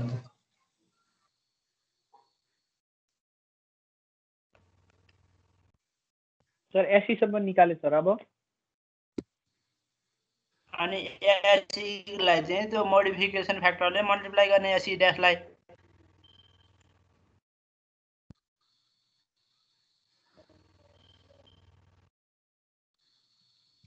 ल हेर्नुहोस् त अब बुझ्नुहुन्छ होला अब यो भन्दा पछाडी अलि म्याक्स र मिन निकाल्नु पर्ने हुन्छ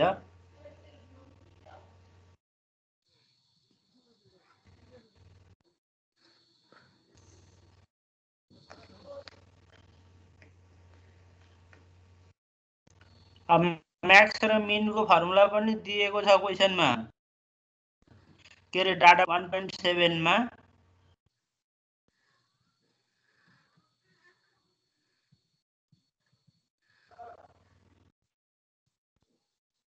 के भनेको छ 1.7 मा हेर्नुस् त अनि यो केडी केई केएफ इक्वल्स टु 1 भनेर चाहिँ कहाँनेरबाट भन्नु सर त्यो सर जम्प नगरिकन जाउँ न के सर लाइन बाइ लाइन नै दिनु केडी भनेको के हो भन्नुस् त सर यो a को भ्यालु लिनै आएन के सर यहाँ केटी छ सर अब यहाँ गिभनमा चाहिँ केएफ छ सर गिभनमा चाहिँ केएफ दिएको छ 1.85 हैन अनि यो 1.3 जुन 1.5 हैन कि 1.3 मा चाहिँ केटी भनेर छ सर अब म भन्दै छु अर्को साथीले चाहिँ केडी केई सोध्नु भयो के हजुर केटी भनेको के हो हेर्नुस् त पेज 7 मा के भनेको छ केडी भने टेम्परेचर मोडिफिकेसन फ्याक्टर हैन अब यहाँ क्वेशनले टेम्परेचरको कुरै गरेको छैन इग्नोर गरेको छ त्यसैगरी रिलायबिलिटीको कुरै गरेको छैन रिलायबिलिटी भनेकै छैन क्वेशनले रिलायबिलिटी चेक गर्नुपर्छ भनेर त्यसैले 1 राखेर त्यो 1 ले मल्टिप्लाई गरेर त केही फरक परेन नि त। ए हस् सर थ्याङ्क यू।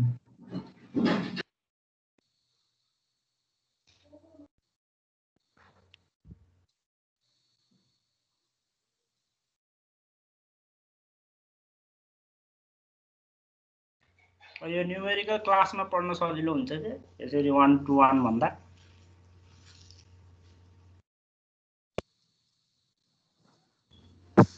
अहिले सर यस्तै छ माहौल है, अब यसरी किनभने त सानो अड्किराखेको हुन्छ अनि यसो साथी भेट्न नि पाइएन, अगाडि सोध्न पाइएन, इन्टरेक्सन एक्जाम क्लासमा यहाँ अलि हुन पाएन, त्यही मात्र हो सर। एक्जाम दिए जस्तै। सर अनि त्यसपछि एसजी भनेको फर्मुला चाहिँ एसी को फर्मुला त त्यही पेज 7 मै छ नि, इन्डुरेन्स लिमिटको 1.5 मा। एसजी 1.5 ए सबै चाहिँ यो इन्टु गर्ने मल्टिप्लाई गर्ने। ए हस् सर।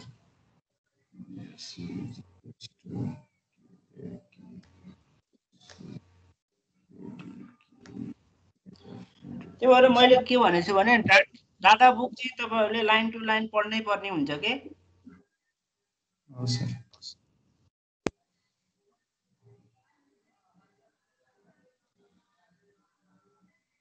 त्यो ठुलो केएफ चाहिँ कसरी निकाल्ने रे सर? केएफ त क्वेशनले दिएको छ नि, त्यो ठुलो केएफ क्वेशनमा क्वेशनमै दिएको छ, हेर्नुस् त 1.85 भनेर।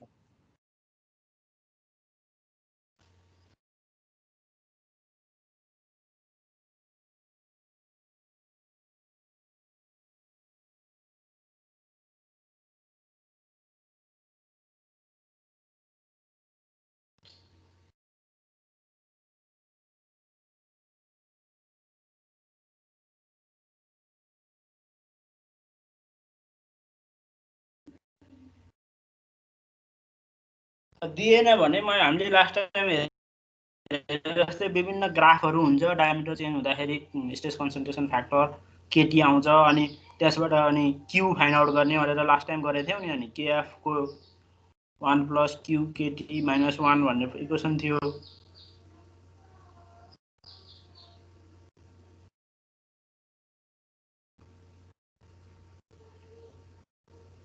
सर यो एसयुटी चाहिँ यो 630 छ भनेपछि 490 भन्दा ग्रेटर छ है सर यो? अनि यो 0.9 नै राख्ने हो सर एफ को भ्याल्यु?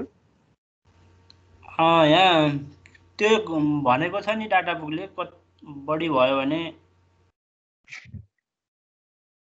लेस भएपछि चाहिँ 0.9 रे, अनि ग्रेटरको के भनेको छैन सर। अनि त्यहाँ उता पनि एसयुटी को एक्स एक्समा प्लट हेर्दाखेरि चाहिँ 200 केपीएसआई भन्नाले चाहिँ एमपीएस मा मात्र दिएको छ, 200 एमपीएस मा मात्र।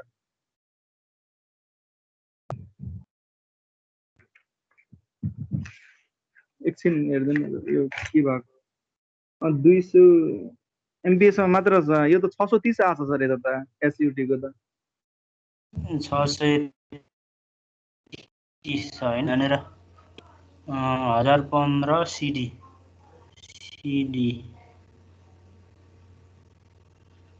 टेन्साइल स्ट्रेन्थ 91 केपीएसआई छ हैन, 91।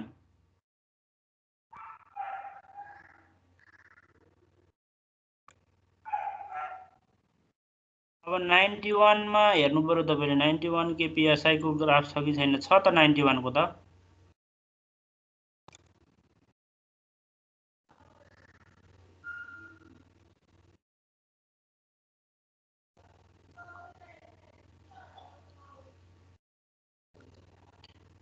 पहिला यो सिग्मा एम सिग्मा ए सम्म पुगौं।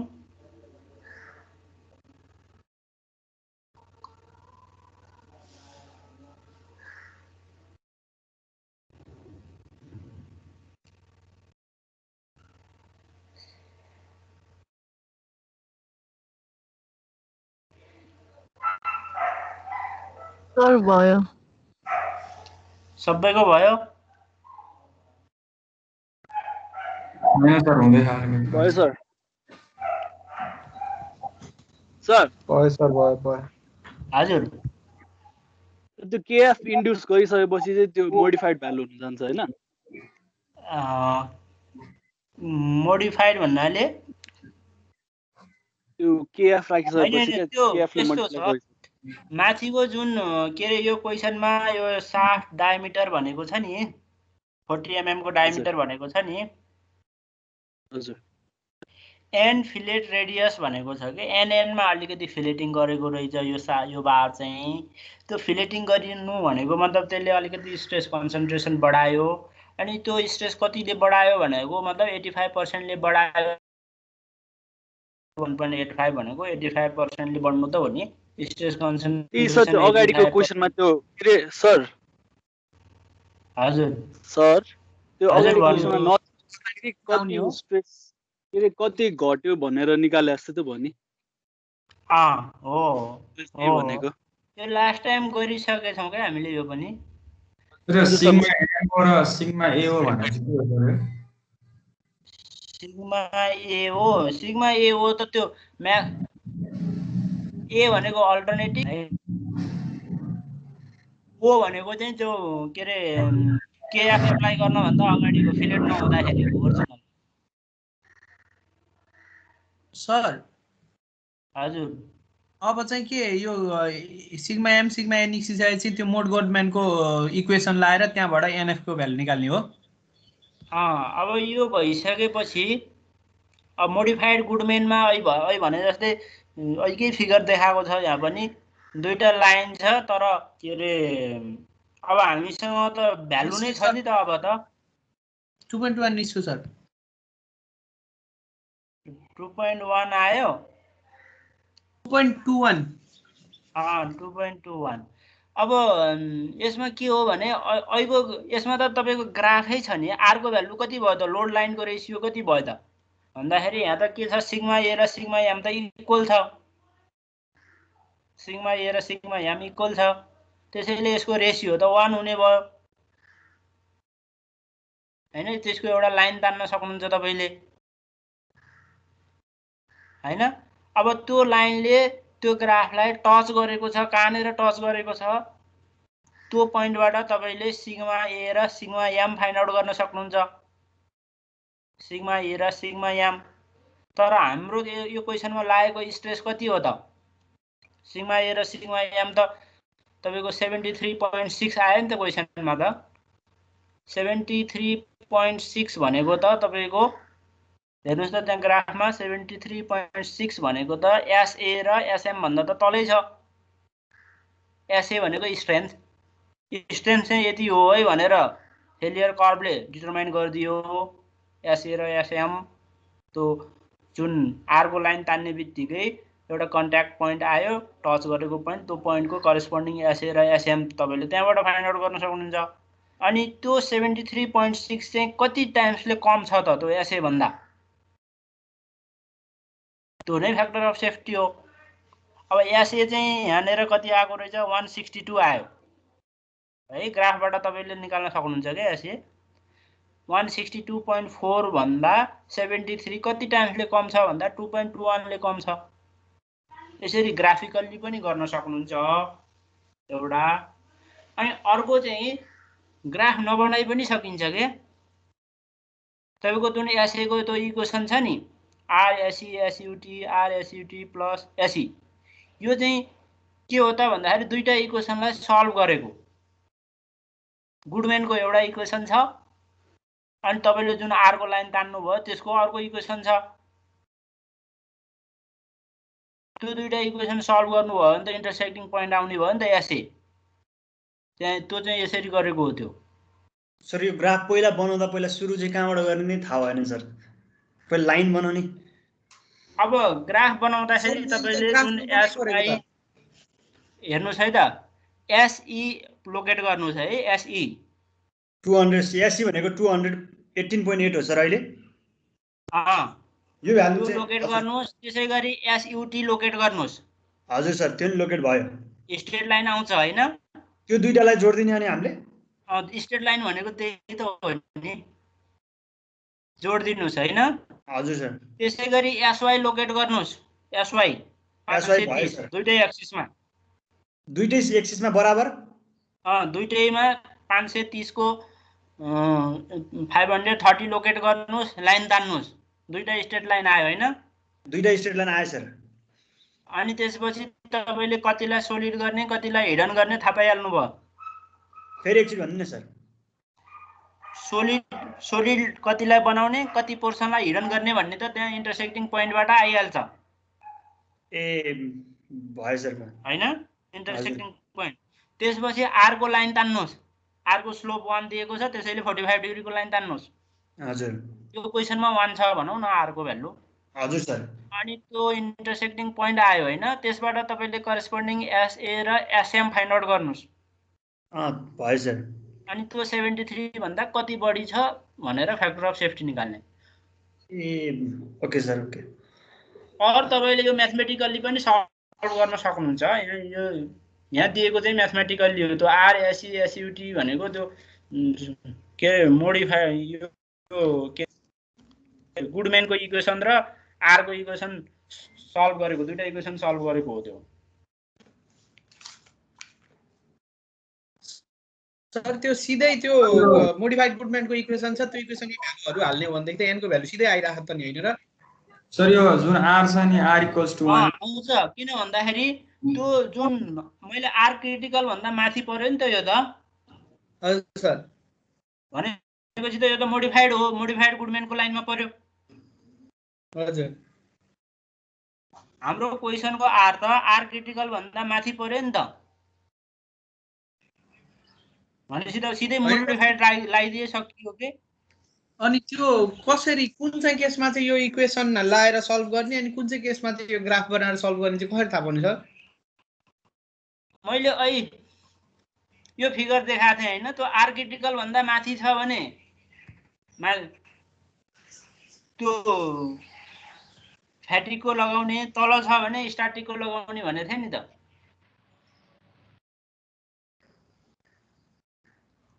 तल छ नि यो यसमा यी हेर्नुस् त, R greater than R critical हुँदाखेरि त्यो इक्वेसन युज गर्यौं हामीले अहिले हैन। लेस हुँदाखेरि हैन सर, मैले के भनेको भने हाम्रो यो फ्लक्चुएटिङ स्याम्पल लोड वाला त्यो पेज नम्बर 8 मा छ नि,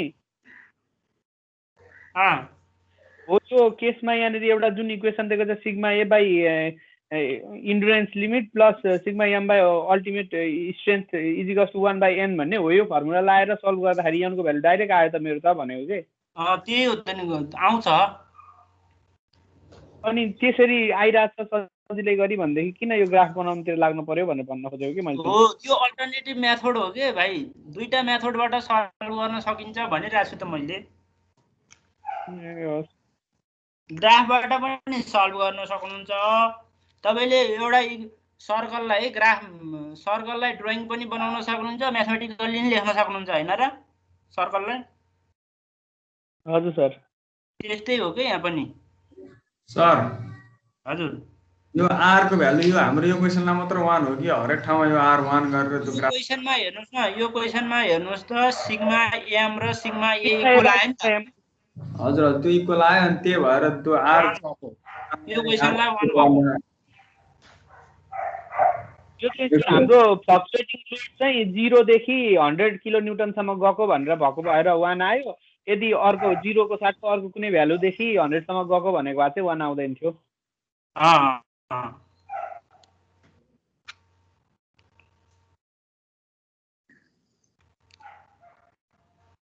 तर छिटो चाहिँ न्युमेरिकल्ली जुन फर्मुला छ फर्मुलामा भ्यालु हालेर निकाल्दा छिटो हुन्छ सर।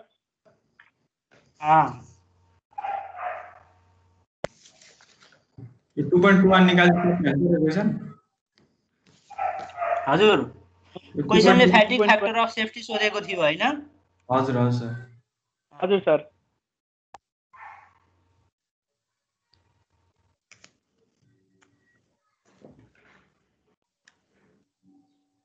ल अब अहिले मैले पढाइराखेको थिएँ तपाईहरुलाई यो। सर आजलाई यति गर्दा हुँदैन, क्लास सकिसक्यो सर।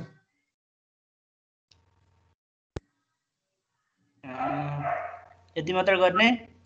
सर अब क्लास सकिसक्यो क्लास टाइम। तपाईँले अर्को दिन यो बिर्सिहाल्नुहुन्छ भनेर हो। मैले अब यो अहिले रिपिटेसन हुन्छ कि यसमा एकैछिन 2 मिनेट मात्र हुन्छ सर 2 मिनेट मात्र गर्नु। अब अर्को दिन हेर्नुहोस् गराउने यहाँ क्वेसन टाइम अहिले यो दिनुहोस् न सर, अहिले हेर्छौँ अनि त्यो अनि नबुझेको कुरा अर्को दिन हजुरलाई सोध्छौँ।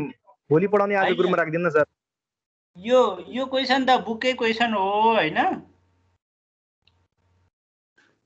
इक्जाम्पल 7.1 यसमा थोरै डिफ्रेन्ट छ के अहिले भर्खर गरेको भन्दा थोरै डिफ्रेन्ट भएको हुनाले त्यो डिफ्रेन्ट पोर्सनलाई मात्र डिल गर्न खोजेको मैले। हेर्नुहोस् है त यहाँ डायमिटर चेन्ज भएको छ के 28 बाट 42 भएको छ नि। स्टेप भनेको स्टेप शाफ्ट छ। स्टेप शाफ्ट भए पनि त्यहाँ फिलेटिङ गरेको छ, रेडियस 2.8 छ भनेको है। अनि अल्टिमेट स्ट्रेस इल स्ट्रेस सबै दिएको छ, यही दिएको छ। तपाईले त्यो टेबल फर्स्ट टेबल हेर्नै परेन। अब d/d र r/d थाहा भएपछि त तपाईले ग्राफबाट त केटी फाइन्ड आउट गर्न सक्नुहुन्छ। अनि लास्ट टाइम गरे जस्तै q तपाईले कर्वबाट q हेर्न सक्नुहुन्छ। अनि यो इक्वेसन पनि हामीले लास्ट टाइम युज गरेको हो एसी ड्याश फाइन्ड आउट गर्नको लागि के एसी ड्याशको लागि kf चाहियो हैन। अनि के अहिले गरे जस्तै surface modification factor, size modification factor, अरु फ्याक्टरहरु 0 लिएको छ। मैले रिपिटेसन गर्न नखोजेको मात्रै। यसमा चाहिँ रिलायबिलिटी यति पर्सेन्टेज भनेको भएको हुनाले केही पनि उले फाइन्ड आउट गरेको छ। यो चाहिँ रिलायबिलिटी मोडिफिकेसन फ्याक्टर। अनि यो सबै मोडिफिकेसन फ्याक्टरले मल्टिप्लाई गर्यो एसी ड्याशलाई भने चाहिँ तपाईले एसी फाइन्ड आउट गर्न सक्नुहुन्छ। है अब यसो त भन्दाखेरि टर्क चाहिँ कन्स्ट्यान्ट छ भनेको छ के। टर्क कन्स्ट्यान्ट छ भनेको मतलब टर्कको अल्टरनेटिङ कम्पोनेन्ट 0 छ। त्यसैगरी बेन्डिङ मोमेन्ट चाहिँ फ्लक्चुएटिङ मात्र छ। कम्प्लिटली रिभर्स भनेको चाहिँ अल्टरनेटिङ छ, मिड रेन्ज चाहिँ 0 छ भन्न खोजेको। कम्प्लिटली रिभर्स भनेको चाहिँ मिड रेन्ज 0 हुने। भनेपछि TA TM सबै 0 भइसकेपछि तपाईले यो गुडम्यानको यो इक्वेसन छ डाटा बुकमा हेर्नुस् त। गुडम्यानको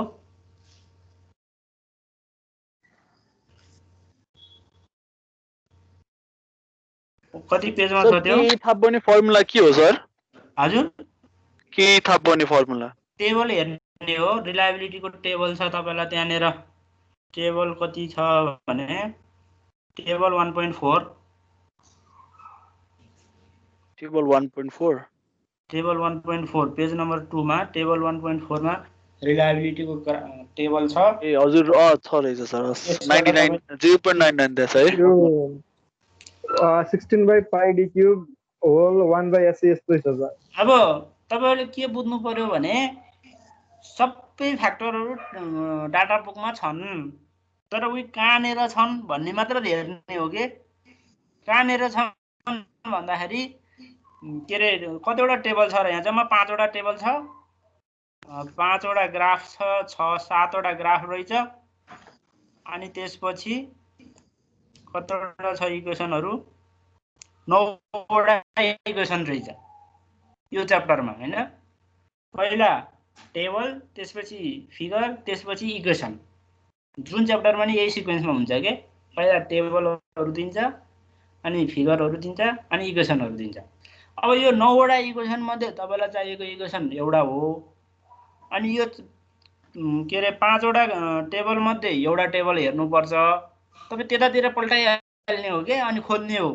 अब मैले पो अहिले तपाईलाई भन्ने 1.5 भनेर एक्जाममा त भन्दिने मान्छे हुँदैन नि। त्यही भएर पल्टाउने हेर्ने अनि यहाँ रहेछ यो के रहेछ, यो टेबल के को बारेमा रहेछ त्यतातिर पढ्न लाग्ने अनि यही टेबल युज गर्ने रहेछ भनेर पत्ता लगाउने अनि युज गर्ने हो के। त्यसको टेक्निक चाहिँ त्यो हो। अब सबै टेबल सबै स्टुडेन्टलाई मैले भन्न खोजेँ भने टाइम मात्र कन्ज्युम हुन्छ। आफैले पल्टाउने हो पहिला अनि पछि अब पाउँदै नपाए त म भनिदिइहाल्छु। सर हजुर हाम्रो यो पेज नम्बर 8 मा भएको बाला र पछाडिपट्टि पेज नम्बर 10 मा भएको बाला यो दुईटामा कुन चाहिँ कुन केसमा युज गर्ने भन्नेको? हो त्यही मैले ठ्याक्कै यही कुरो बताउन खोजिरहेको थिएँ तपाईँलाई। अब यहाँ डिई गुडम्यान भनेको छ होइन, गुडम्यान डिई गुडम्यान भनेको चाहिँ तपाईँको के अरे सपोज पेज नम्बर 10 मा हेर्नुहोस् त। हजुर सर। गुडम्यानको इक्वेसन छ नि, त्यही इक्वेसन युज गरेको हो यहाँ टु फाइन्ड एन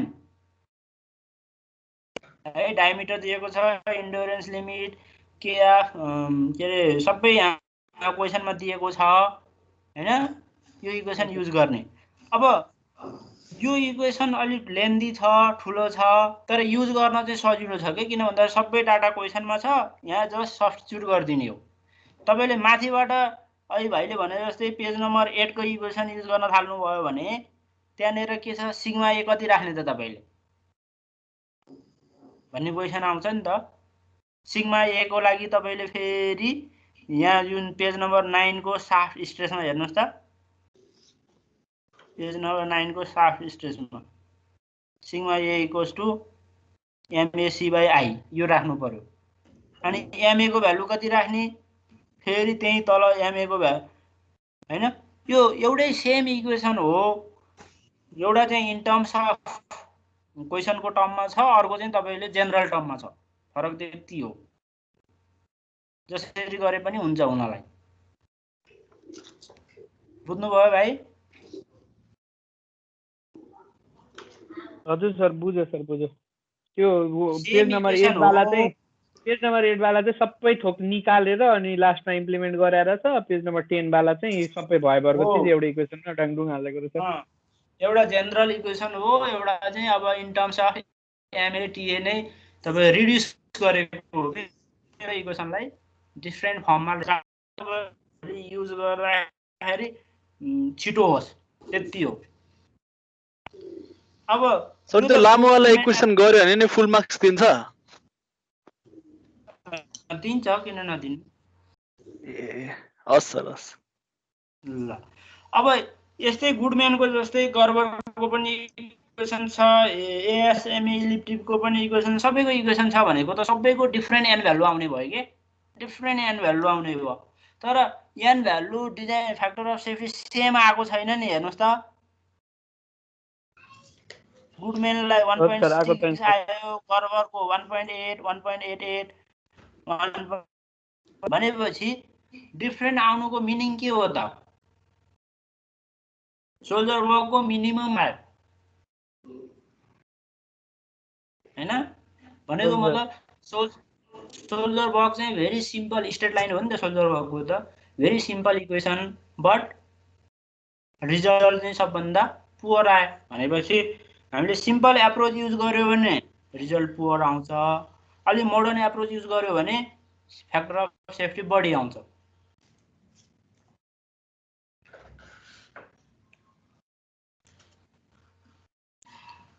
अब यहाँनिर के गरेको छ त, sigma A dash find out गरेको छ। किन भन्दा यसमा हेर्नुहोस् है त, सेम आउँछ होला, भ्यालु त सेम आएको छ, 1.62 आएको छ, यहाँ पनि 1.62 आएको छ। त्यही इक्वेसन हो, अर्को फर्ममा लेखेको है भाइले भने जस्तै, अर्को फर्ममा लेखेको छ,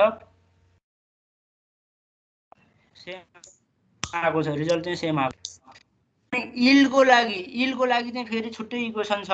इल्डको लागि चाहिँ तपाईँको कहाँनिर छ भने टु चेक फर इल्डिङ भनेर पेज 11 मा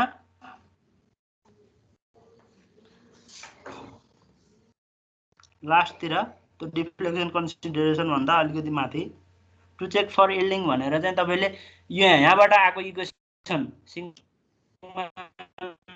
एक्सबाट आएको टाइम्सले कम भयो त। त्यसैले यो प्रब्लममा चाहिँ उयो इक्वेसनहरू युज गर्ने मात्र हो के।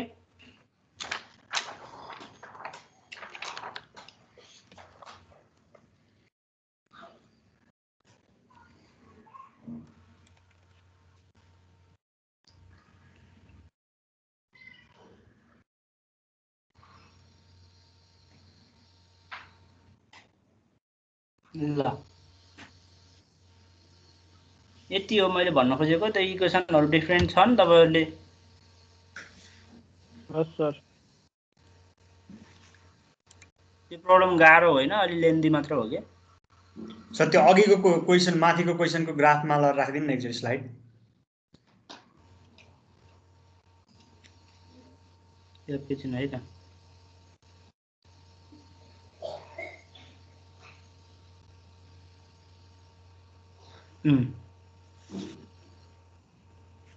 यसमा हो सर, ठिक छ।